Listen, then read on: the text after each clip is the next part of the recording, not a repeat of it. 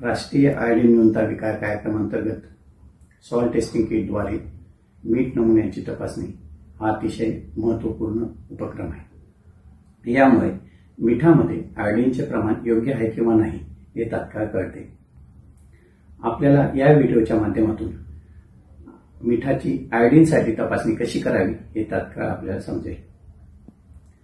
मीठ नमुन्यांची तपासणी झाल्यावर जर त्यामध्ये आयोडीनचे प्रमाण योग्य असेल तर त्या घरातील लोकांचे आपण अभिनंदन करावे व त्यांना आयोडीनयुक्त मीठ वापरण्याबाबतचा सल्ला द्यावा।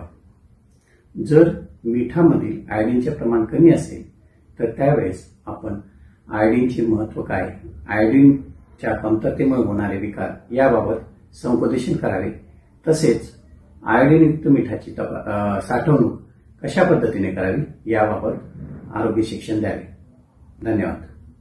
नमस्कार, आज आपण सॉल्ट टेस्टिंग किट वापरून मिठाची तपासणी कशी करतात हे पाहणार आहोत। मिठाची तपासणी ही मिठामध्ये आयोडीन आहे की नाही हे पाहण्यासाठी केली जाते। हे किट कार्यक्षेत्रामध्ये आशाताईंकडे असते। या किटमध्ये ब्लॅक रिएजंट, व्हाईट रिएजंट, चमचा असतो। पहिला किटमधील चमच्याने तपासणीकरिता मीठ नमुना घेतला। त्यानंतर त्यावर काळ्या रंगाच्या रिएजंट बाटलीमधील एक थेंब टाकला। त्यानंतर लगेचच पांढऱ्या रंगाच्या रिएजंट बाटलीमधील एक थेंब ज्या ठिकाणी काळ्या रंगाच्या रिएजंट बाटलीचा थेंब टाकला आहे त्याच ठिकाणी टाकला। तिथं किटच्या बॉक्सवर दाखवल्याप्रमाणे गडद जांभळा किंवा तपकिरी रंग आला तर या मिठामध्ये आयोडीन प्रमाण योग्य म्हणजेच 15 ppm पेक्षा जास्त आहे असा निष्कर्ष निघतो व सदरचे मीठ खाण्यास योग्य आहे। आता मी मिठाचा दुसरा नमुना तपासणीस घेतला आहे व तपासणीकरिता तीच पद्धत करत आहे।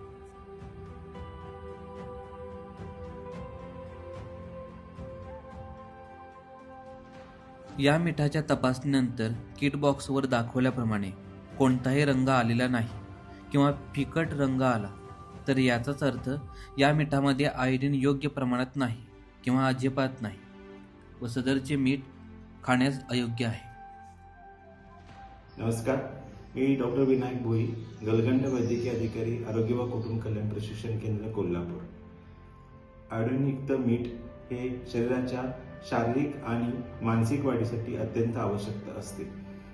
आयोडीनयुक्त मीठ खरेदी करताना मिठाच्या पिशवीवर हसरा सूर्य हा लोगो बघूनच मीठ खरेदी करा। धन्यवाद। नमस्कार, मी डॉक्टर योगेश साळे, प्राचार्य आरोग्य व कुटुंब कल्याण प्रशिक्षण केंद्र, कोल्हापूर। राष्ट्रीय आरोग्य न्यूनता नियंत्रण विकार कार्यक्रम अंतर्गत प्रशिक्षण देण्याच्या दृष्टिकोनातून आपण जे दैनंदिन आहारामध्ये मीठ वापरतो त्या मिठामध्ये आयोडीन आहे किंवा नाही हे तपासण्यासाठी एक व्हिडिओ तयार केलेला आहे।